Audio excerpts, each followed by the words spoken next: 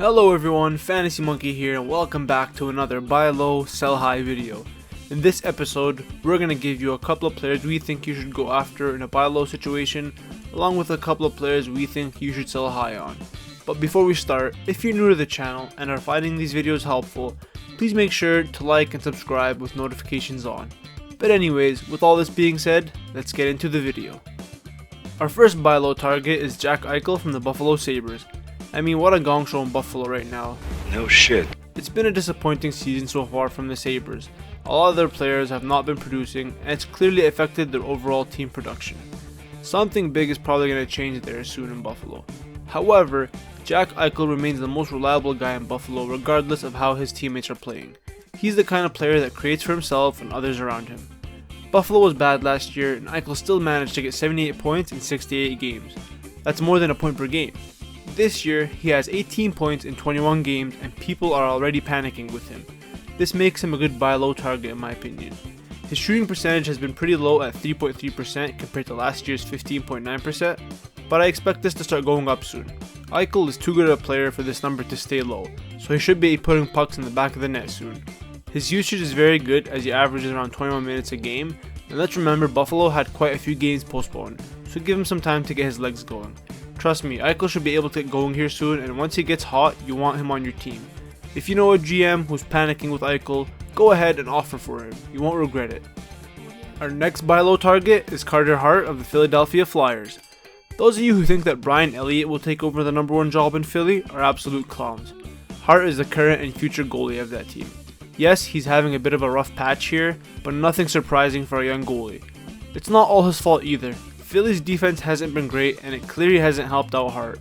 So far he has a 6-5-3 record with a 3.47 goals against average and a .893 save percentage.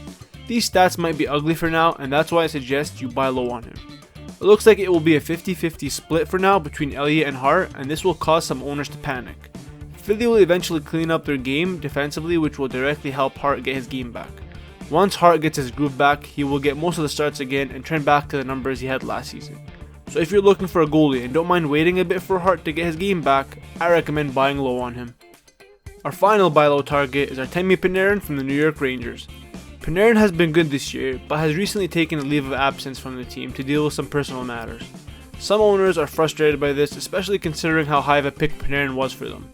It sucks for those who have him because it is a short season, but this means there's an opportunity to buy low here. Some guys might be fighting to get into the playoffs and need a guy right now, so they wouldn't mind shipping Panarin out.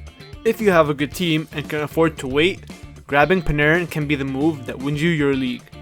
Find an owner who's annoyed and offer low, you might just get lucky. And now to move on to our sell high players. Our first sell high suggestion is James Van Riemsdyk from the Philadelphia Flyers. Okay, this guy has been scoring at such an unsustainable rate, it's stupid. You're stupid. Let's just get that out the way. He's literally been a ghost for fantasy hockey in the past couple of years, and this year he decides to be relevant again. He wasn't even drafted in most leagues, but I guess those of you who have him now are laughing. Good on you, but I recommend you sell high now.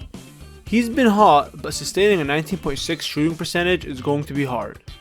Yes, he will still be good for fantasy, but not at the rate he is right now. At the end of the day, Van Riemsdyk is still going to have to compete for ice time in Philly's top 9, who can also be really good. If you're able to ship Van Riemsdyk out and land a big fish, I wouldn't hesitate to do so.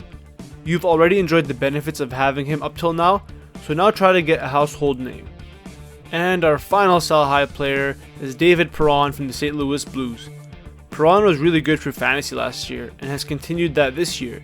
He tallied 60 points in 71 games last year, and this year has 28 points in 26 games. Freaking beautiful. The thing is though, Perron became even more relevant since Tarasenko went down with his injury last year. He's done a good job filling the shoes of Tarasenko, and I'm sure a lot of GMs have been happy with him. The problem here is that Tarasenko is back, and this could hurt Perron's usage down the road. I don't think the drop will be big because his percentages are still realistic, but there definitely will be some drop off in production. His ice time might go down, and his usage on the power play will probably be less since Tarasenko will be the main trigger man now. Also, St. Louis is suffering with so many injuries that when they come back, I'm sure Perron's usage will also go down from that. So Tarasenko isn't the only factor here. Therefore, I suggest that you sell high on Perron if you can. His numbers have been solid, so I don't think you would find it difficult to get rid of him. All I'm trying to say is try to get something for him in case his numbers go down a bit when the injured players in St. Louis come back. And that's it for this episode of Buy Low, Sell High. Thank you for watching, and if you found this video helpful, please smash that like button and subscribe to the channel. And as always, stay safe, stay healthy, and have a wonderful day.